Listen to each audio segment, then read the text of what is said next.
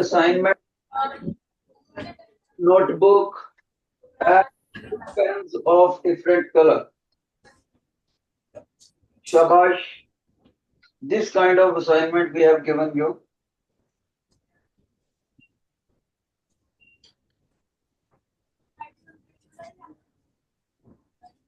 हाँ जी बेटे, एनर्जेटिक।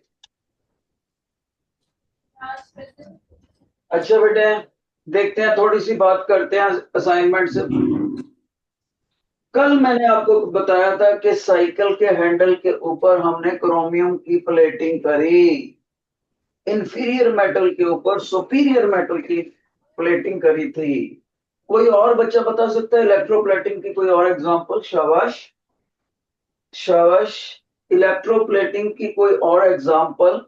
आपको हिंट देता हूं, वो चीज लेडीज की ग्रूमिंग में बहुत काम आती है।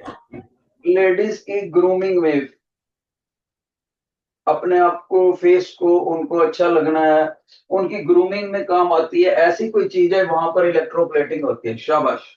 कौन बच्चा बताएगा? Anybody among eight B? देखो बेटे, अगर आप आओगे नहीं, फिर मेरे पास लिस्ट पड़ी है तो मैं नाम लेके बुलाऊंगा, फिर आपको आना पड़ेगा। Presently, I'm giving you the chance. Anybody daring enough to come on the mic and tell me what is that thing which is related to the electroplating as well as grooming of the face of the ladies? Shabash. Anybody? One student. No, beta 8th B में switch on your mic. 8th B students are daring. Shabash, they are bold. Switch on the mic.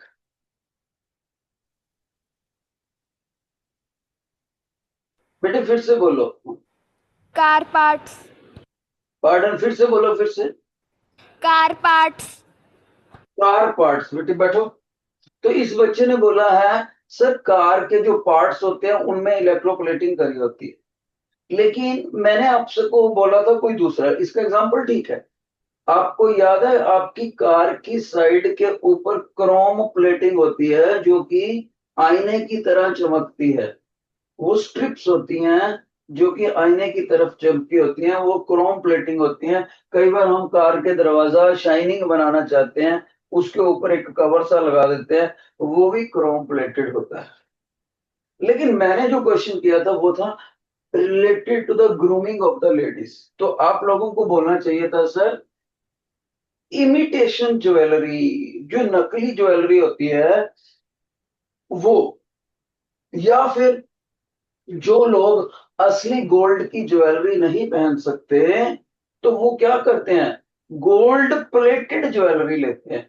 उसके नीचे जो metal होती है वो होती है copper, और ऊपर जो मेटल होती है वो गोल्ड की पतली सी परत होती है, ताकि जब वो लेडी नोज पिन लगाए या ईयर रिंग्स लगाए तो सामने वाले को गोल्ड की ही लगे।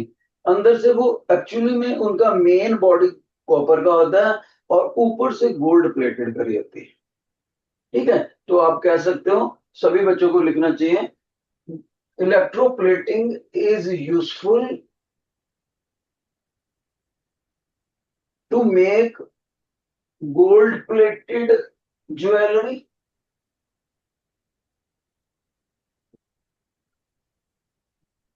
Secondly, chrome plated car handles and other accessories. Chrome plated car handles, car door handles and other accessories. And तीसरी बात है इमिटेशन ज्वेलरी। इमिटेशन देखो, इमिटेशन ज्वेलरी ये होते हैं जो बिल्कुल सस्ते वाले गहने मिल जाते हैं मार्केट से सस्ते वाले गहने मिल जाते हैं, लेकिन वो चमकदार होते हैं। पर इस ज्वेलरी को आपको पानी से बचा कर रखना होता है, वरना ये धीरे धीरे इनका शाइन खराब हो। तो इनको भी शाइन देने के लिए किसी दूसरे मटेरियल पे प्लेटिंग करी होती है बेटे। अच्छा, 8th बी तो जीत गया। अब मैं चाहता हूं 8th जी में से कोई बच्चा आए जो बताए और क्या इलेक्ट्रोप्लेटिंग की एग्जांपल हो सकती? शाबाश। Any other example of electroplating? शाबाश शाबाश शाबाश। क्या मैं मान लूं कि एट्थ जी एट्थ बी का मुकाबला नहीं? Food cans. Food cans. एक बच्चे ने बोला सर जो फूड कैंस होते हैं ना, फूड कैंस,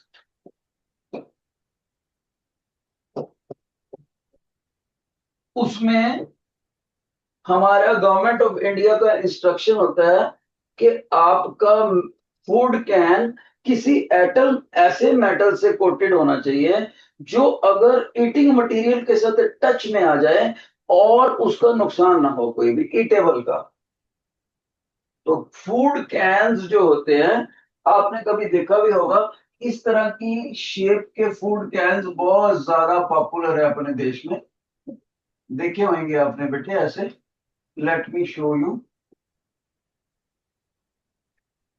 इस तरह से फूड कैंस होते हैं बड़े साइज के, जिसमें घी डालते हैं, तेल डालते हैं, या इवन छोटे वाले कैन होते हैं। ये सारे अंदर से टिन के कोटेड होते हैं। यहाँ से अंदर से कौन सी कोटिंग होती है? टिन कोटेड बेटे। ये टिन मेटल जो होती है, अगर हमारा अंदर ईटेबल्स होंगे, जैसे ऑयल होएगा या वनस्पति घी होएगा बेटे, ये सारे इसके साथ टच में आने से खराब नहीं होते। तो गवर्नमेंट की प्योर इंस्ट्रक्शंस होती है पैकिंग इंडस्ट्री को कि अगर आपने टिन कोटेड के बिना ईटेबल मटेरियल्स डाल दिए तो हम आपकी मैन्युफैक्चरिंग यूनिट को बैन कर देंगे लीगली। ठीक है? शाबाश। तो आपने बहुत अच्छा जोर लगाया। एट्थ बी ने मुकाबला करा एट्थ जी का।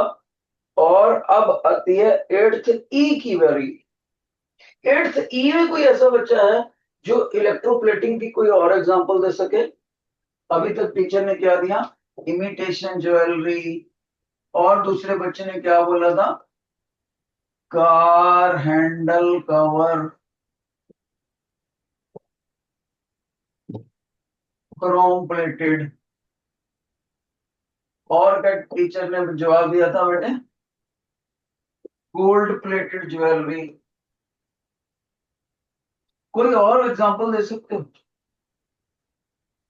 शाबाश। एट्थ बी कामयाब हुआ, एट्थ जी भी कामयाब हुआ, लेकिन एट्थ ई, एट्थ ई बेटे व्हाट अबाउट यू? कोई बच्चा इलेक्ट्रोप्लेटिंग की और कोई? Chromium is plated on metals, like in taps. Like? In taps. हाँ बहुत अच्छे शाबाश।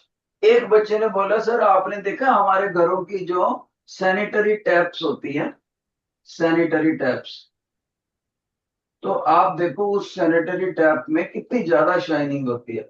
तो आप बोलोगे सर जो सैनिटरी टैप्स होती है वो भी ऊपर से क्रोम प्लेटेड होती है। बहुत अच्छे। ताकि उनको रस्टिंग ना लगे, ताकि रस्ट के पार्टिकल्स हमारे बॉडी के अंदर ना चले जाए पानी के साथ। शाबाश। बहुत अच्छे पार्टिसिपेट करा। आज मेरे को लगता है मेरे बच्चे बड़े ज्यादा एनर्जेटिक हैं। तो हम अपनी असाइनमेंट को शुरू करते हैं। सभी बच्चे pull out the assignment please. शाबाश। ये था हमारा थोड़ा सा पासवर्ड। असाइनमेंट में हमारे पास असर्शन एंड रीजन है। शाबाश। फर्स्ट में असर्शन और रीजन के बारे में बात करते हैं। बोलता है in case of fire, before the fireman uses water hoses to throw water to the control fire, they shut off the main supply of electricity for the area।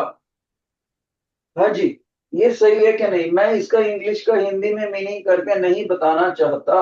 मैं चाहता हूं कि आपको खुद की वोकेबलरी हो और अंडरस्टैंड करो। शाबाश। In case of fire, before the fireman uses the water hoses to throw water to control fire, they shut off the main supply of electricity for the area. True है या false है? True है या false है बेटे? अगर कोई बच्चा बोलता है ट्रू, अगर वो बच्चा बोलता है ट्रू, उसको डबल फिंगर खड़ा कर। अगर कोई बच्चा है बोलता है फॉल्स, तो उसको सिंगल फिंगर खड़ी करनी। शाबाश। इसका मतलब हिंदी में मेरे को बताना पड़ेगा, एक भी बच्चा नहीं बता रहा। आग बुझाने से पहले जो होज पाइप के द्वारा पानी फेंकता है आग बुझाने के लिए बंदा, फायरमैन, वो आग पानी फेंकने से पहले बिजली के मीटर को ऑफ कर देता है उस एरिया में। बोलो ट्रू है या फॉल्स है? ट्रू है या फॉल्स है बेटे? तो इतनी सी बात नहीं पता भाई। आग लग गई है, आग बुझानी है बिजली के मीटर के ऊपर से या उसके आसपास से, तो वो बंदा पानी फेंकने से पहले बिजली का मीटर ऑफ कर देता है। बोलो ये बात सही है या गलत है? रेज वन फिंगर और टू फिंगर। वन फिंगर कब खड़ा करना अगर फॉल्स है, टू फिंगर कब करना अगर ट्रू है? जल्दी बताओ। इसका मतलब मेरे को बुलाने पड़ेगा। एट्थ बी के बच्चे वेरी एनर्जेटिक। आप एट्थ बी के बच्चों को मैं बताना चाहूंगा, एट्थ ई में से एक भी बच्चे का हाथ नहीं खड़ा, और एट्थ जी में से एक भी बच्चे का नहीं खड़ा, एट्थ ए में से भी एक भी बच्चे का नहीं खड़ा। शाबाश। सिर्फ एट्थ बी को शाबाश दी जाती है इस बार। शाबाश बेटे, आपका आंसर भी सही है, बहुत अच्छे। तो आपको जब भी आप इस फायरमैन ने जो अपने हाथ में पाइप पकड़ी हुई है उससे पानी फेंकने से पहले जो ये घर है उसके इलेक्ट्रिक मीटर को ऑफ करके आएगा, तब इसको ऑफ करेगा इलेक्ट्रिक मीटर को, तब जाके इसके ऊपर पानी फेंकेगा, तभी ये आग बुझे। वरना इलेक्ट्रिक मीटर से करंट पानी के थ्रू उसकी बॉडी को चला जाएगा और वो खुद ही मर जाएगा करंट के साथ। राइट? सो असर्शन इसका सही हुआ। Reason, water is a good conductor of electricity. बोलो यस या नो? बिल्कुल, क्योंकि बिजली ने आना ही पानी से है, तो वाटर को भी हम गुड कंडक्टर ऑफ इलेक्ट्रिसिटी पे मानते हैं, लेकिन उतना गुड नहीं है जितना मेटल्स में। तो करंट ने आना ही, बिजली के करंट ने आना ही पानी की धारा के थ्रू है। ओके। एक बात याद रखना, अगर आपको पेपर में डिस्टिल्ड वाटर पूछ ले, डिस्टिल्ड वाटर, तब आपने उसको कंडक्टिंग नहीं बोलना। बिल्कुल 100% प्योर जो होता है तब कंडक्टिंग ना बोलना, अदरवाइज बोल दो। शाबाश। सेकंड अजर्शन पे जाते हैं, इसमें आप कामयाब हुए। सेकंड पे उसका अजर्शन और रीजन। बेटे एक बात ध्यान से सुन लो, ये पक्का रूल है, या तो ये ट्रू होएगी या तो फॉल्स होएगी। फॉल्स में एफ अल्फाबेटिकली पहले आता है, इसके लिए आप एक फिंगर खड़ी करोगे। अगर कोई बच्चा सोचता है सर ट्रू, तो टी बाद में आता है अल्फाबेटिकली, इसमें टू फिंगर खड़ी करोगे। ये पक्का रूल है हमारा। देखते हैं assertion, most liquids that conduct electricity are solutions of acid, bases, salts। शाबाश। ट्रू और फॉल्स? जल्दी बताओ। आहा, एट्थ जी तो बहुत क्विक है। एट्थ बी और एट्थ जी में ही है यार असली मुकाबला। ओके ओके, एट्थ ई भी बता रहा है, अब एट्थ ए नहीं बता रहा इस बार। तीन बच्चों ने पास करा है, शाबाश। तीनों को शाबाश भी है, आपका तीनों का आंसर सही, बिल्कुल सही। लेकिन एट्थ ए नहीं जवाब दे सका। बेटे ये ट्रू था, जितने भी लिक्विड्स हैं अगर उनमें से बिजली पास हो सकती है, अगर वो कंडक्टिंग है, तो वो जो होते हैं आमतौर पर सॉल्यूशंस होते हैं। वो किसके सॉल्यूशंस होते हैं? या तो एसिड्स के होते हैं। Excuse me sir. Yes. Sir हमें ये वाली असाइनमेंट नहीं मिली। असाइनमेंट ही नहीं मिली? Sir no. ये बड़ा गड़बड़ करते हैं। हमने तो 2 दिन पहले ही बता दिया था बच्चे। चलो कोई बात नहीं, अब मैं क्वेश्चन बोला करूंगा और मैं अभी मैसेज पहुंचा देता हूं, उधर से चल पड़ेंगी। सॉल्यूशंस एसिड्स के होते हैं, बेसिस के होते हैं, या फिर साल्ट्स होते हैं।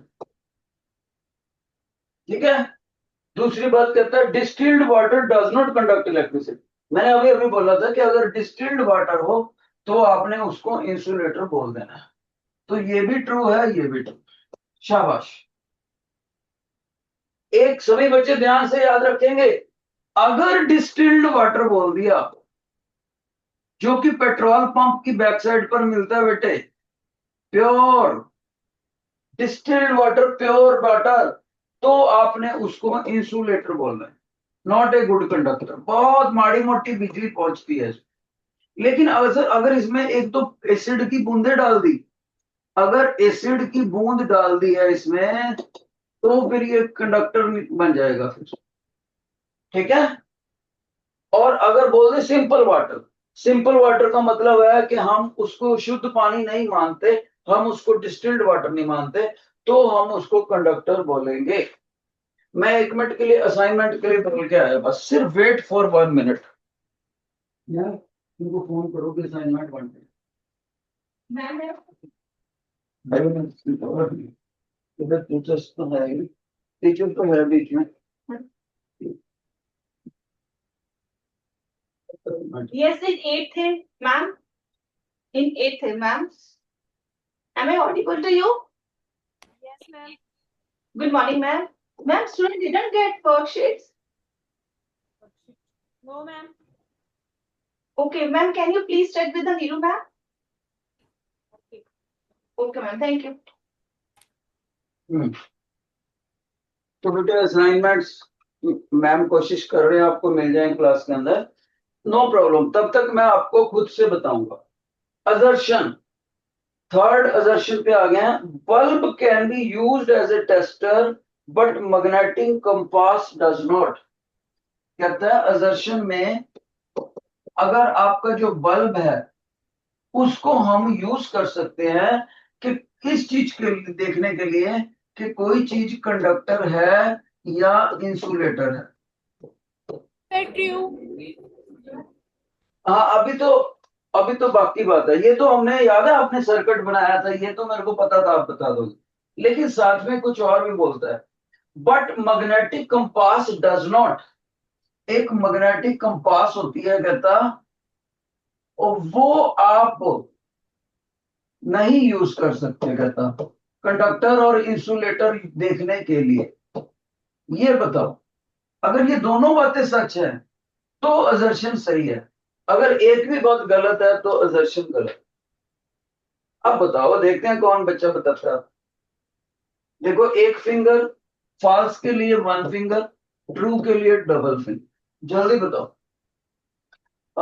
8th बी का पता लग गया। False. डाउन। अब इसके अंदर मैं बताना चाहूंगा, जितने भी बच्चों ने जवाब दिया उन्होंने मैक्सिमम एक फिंगर खड़ा करा बेटा, जो कि बाय चांस सही नहीं हुआ। अब आपको ये नॉलेज कम थी, मैं आपको समझाता हूं मैग्नेटिक कंपास भी कैसे मदद करती है कि ये देखने के लिए कि कोई चीज कंडक्टर है या नहीं। ठीक है, ध्यान से सुनना आप मेरी बात। सबसे पहले मैं आपको बता दूं, जो हमारी मैग्नेटिक कंपास होती है उसमें 2 कलर होते हैं बेटे। उसके अंदर एक कलर होता है रेड कलर। मैग्नेटिक कंपास की निडल की बात कर रहा हूं बच्चे। एक रेड कलर होता है, वो नॉर्थ को बताता है, नॉर्थ। ठीक है। और एक उसके ऊपर होता है ब्लू कलर। ब्लू कलर होता है बच्चे, और वो वाला कलर बेटा होता है साउथ का। और आपको पता है मैग्नेट में 2 ही पोल होते हैं, नॉर्थ एंड साउथ। अब होगा क्या, ध्यान से सुनना, मैं एक सर्किट बना के दिखाता हूं। मान लीजिए, let me use the other colour. मान लीजिए हमारे पास ये सेल है, इधर पॉजिटिव टर्मिनल इधर नेगेटिव टर्मिनल, ये सेल है। ये हमने इससे कॉपर की वायर लगा दी। ठीक है। और यहां पर आगे जाकर हमने क्या करा, ऑन ऑफ की लगा दिया, ऑन ऑफ की लगा दिया। और यहां पर टर्मिनल 1 लगाया, और यहां टर्मिनल 2 लगाया, और ये वाला कॉपर का वायर इधर जोड़ दिया टर्मिनल 2 से। यहां एयर गैप है। ठीक है बेटे। और ये जो मैग्नेटिक कंपास का निडल है, इसको मैंने यहां पे रख दिया, बिल्कुल वायर के नजदीक, बिल्कुल वायर के नजदीक। ओके। अब मान लीजिए मैं एल्यूमिनियम की रॉड है मेरे पास, मेरे को पता नहीं है कि ये कंडक्टर है कि इंसुलेटर है, मैं चेक करना चाहता हूं। आप देखो पूरे सर्किट में मैंने कहीं भी बल्ब नहीं लगाया। ओके, तो इसके साथ कैसे चेक हो जाएगा? कंपास को नजदीक में रखा हुआ है, रॉड वहां अभी टर्मिनल के ऊपर नहीं रखी। उसके लिए मैं बताना चाहूंगा बेटे, सभी बच्चे याद रखें, जब भी किसी वायर में करंट निकलता है, करंट, तो उसके इर्द गिर्द हमेशा मैग्नेटिक फील्ड पैदा हो जाता है। मैग्नेटिक फील्ड पैदा हो जाता है। कौन से साइंटिस्ट ने इसको बताया था हमें? ओस्टर्ड साइंटिस्ट। ओस्टर्ड ने बोला था, करंट लिख लो, current carrying wire always have magnetic field around it. Current carrying wire always have magnetic field around it. किसने बताया? ओस्टर्ड ने। आप जरा ध्यान से देखना, इधर आ जाओ। मैंने ये एल्यूमिनियम का रॉड लिया और दोनों टर्मिनल्स पे ऐसे रख दिया, टच कर दिए दोनों टर्मिनल, यहां से रॉड को ऐसे रख दिया बेटे। और इस जो हमारा ऑन ऑफ स्विच है, इस ये जो हमारा की है, इसको भी क्लोज कर दिया, दोनों टर्मिनल इसके टच कर दिया ऐसे प्रेस कर। अब ये जो मैग्नेटिक कंपास है, इसका जो निडल है वो वायर के बिल्कुल नजदीक पड़ा है, यानी कि वो चुंबकीय क्षेत्र के प्रभाव में आ जाएगा। जैसे ही चुंबकीय क्षेत्र के प्रभाव में आ जाएगा, ये जो निडल ऐसे बैठी होती है, इसमें डिफ्लेक्शन आ जाएगी। निडल नॉर्मल बैठी है, डिफ्लेक्शन आ जाएगी। अगर मैं इस स्विच को ऑफ कर दूं या इस रॉड को उठा लूं, तो निडल अपनी ओरिजिनल पोजीशन पे वापस आ जाएगी। इसका मतलब यह हुआ, एल्यूमिनियम रॉड रखने से यहां कंडक्टिविटी बन गई है और वायर में करंट फ्लो करने लग गया। करंट की वजह से साइडों पे मैग्नेटिक फील्ड आया, उसने मैग्नेटिक कंपास के निडल को डिफ्लेक्शन दे दी। अगर यहां पर मैंने लकड़ी की स्टिक स्टिक रख दी होती, बिल्कुल लकड़ी की स्टिक गीली नहीं होनी चाहिए, सूखी होनी चाहिए। लकड़ी की स्टिक रख दी, हम सभी को पता है लकड़ी में करंट नहीं जा पाता, तो इसका मतलब सर्किट ओपन रहेगा, तो पूरी वायर में कहीं भी करंट फ्लो नहीं करेगा। जब कहीं भी करंट नहीं फ्लो करेगा तो करंट के इर्द गिर्द मैग्नेटिक फील्ड ही नहीं आएगा। तो मैग्नेटिक फील्ड नहीं आएगा तो जो मैग्नेटिक कंपास है वो अपनी जगह से हिलेगी नहीं, बिल्कुल भी डिफ्लेक्शन नहीं देगी। यानी in case the given material is conductor, तो डिफ्लेक्शन आएगी। In case the given material is non conductor, would, उसको रखेंगे तो डिफ्लेक्शन नहीं आएगी। इसका मतलब कंपास से भी हम चेक कर सकते हैं इंसुलेटर और कंडक्टर, और बल्ब से भी चेक कर सकते हैं। तो असर्शन ये फॉल्स नहीं हुआ बेटे, ट्रू हुआ। जिन बच्चों को समझ आ गई ये बात, please raise your hand, please raise your right hand if you have understood it. शाबाश। अब हम देखते हैं रीजन। रीजन इसमें कहता है, LED bulb can be used in place of the bulb to detect the presence of even small current. ये एक नई बात है।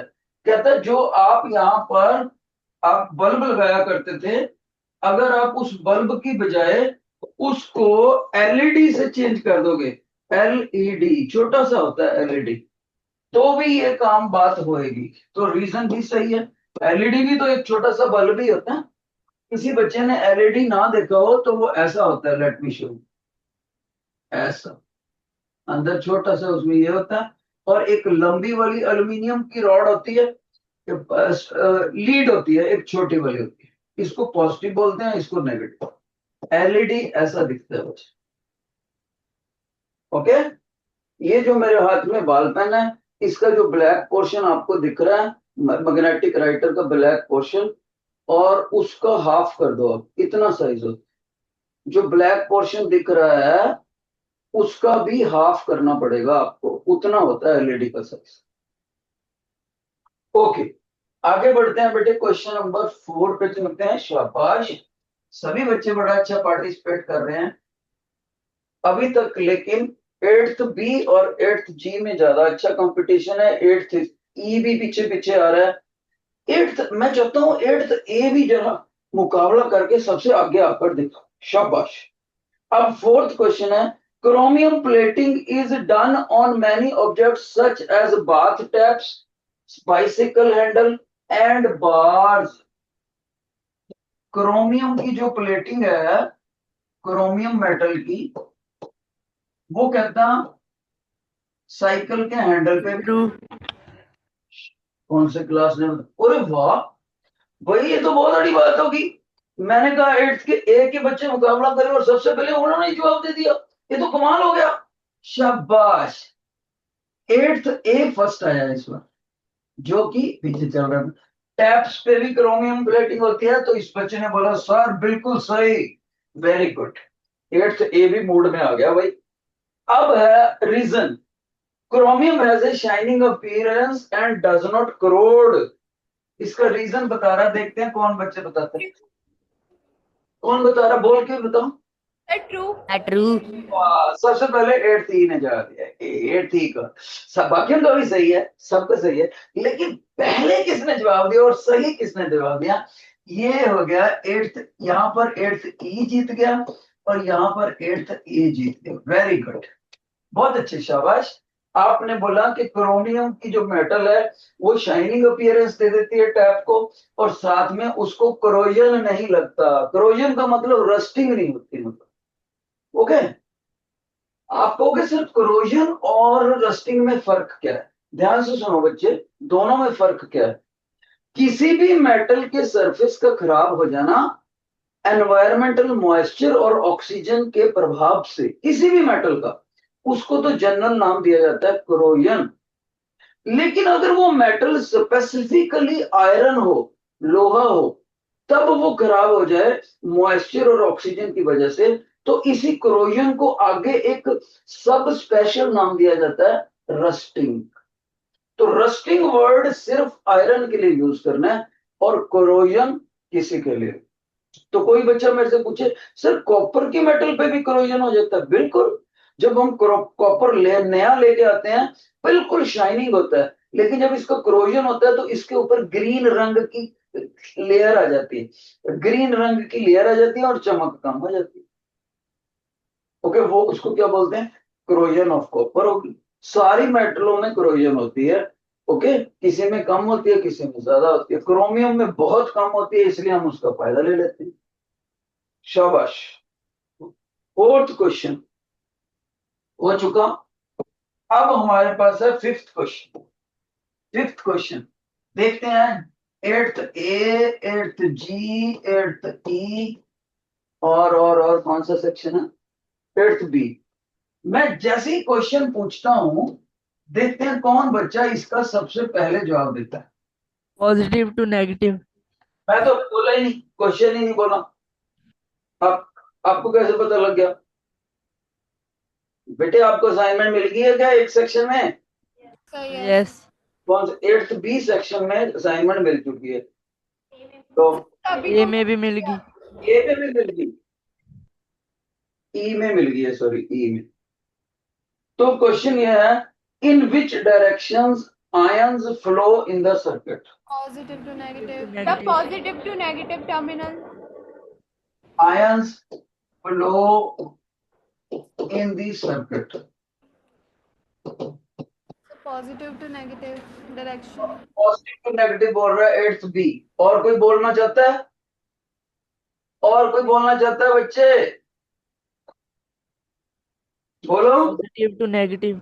एट्थ ए और एट्थ बी ने जवाब दिया है, एट्थ ए और एट्थ बी में जवाब दिया, बिल्कुल सही। दो बच्चों ने जवाब दिया है और इन्होंने जवाब नहीं दिया, लेकिन मैं बताना चाहूंगा बेटे, आप दोनों का गलत है। क्यों गलत है, ध्यान से सुनो, शाबाश अजर्शन।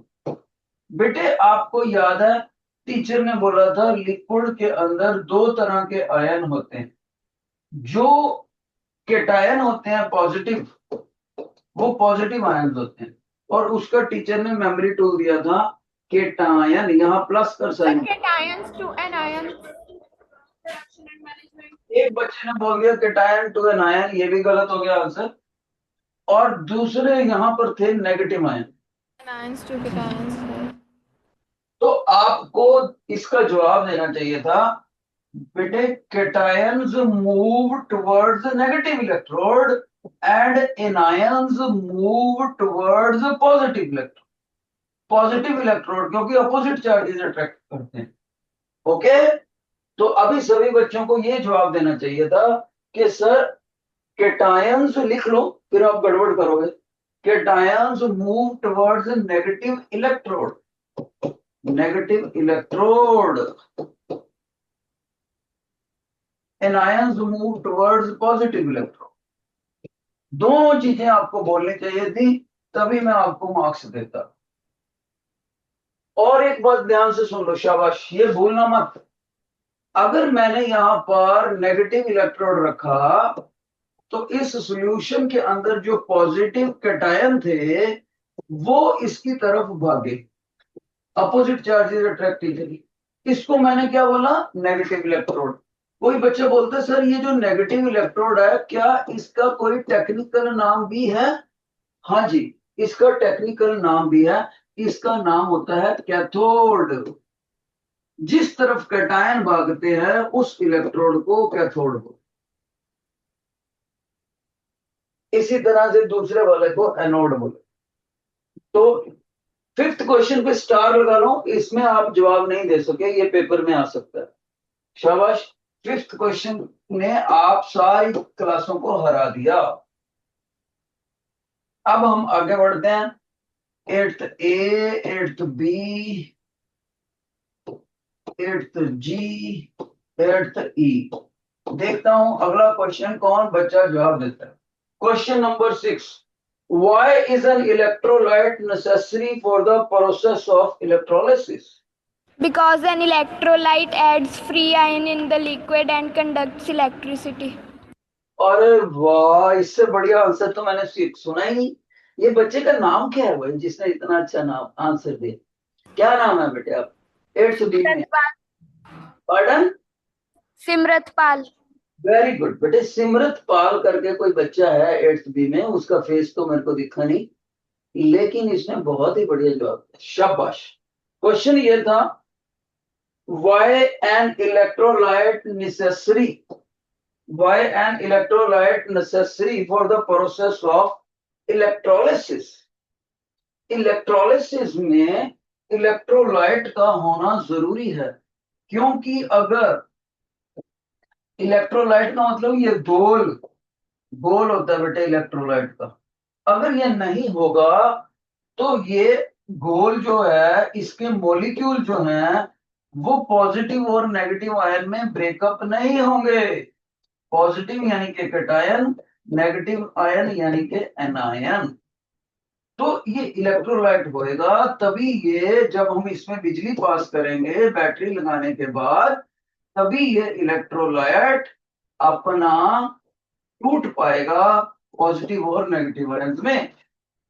और जब तक ये टूटेगा नहीं तब तक इलेक्ट्रोलिसिस होएगी नहीं. हेलो बेटा, लिंक टूट गया क्या?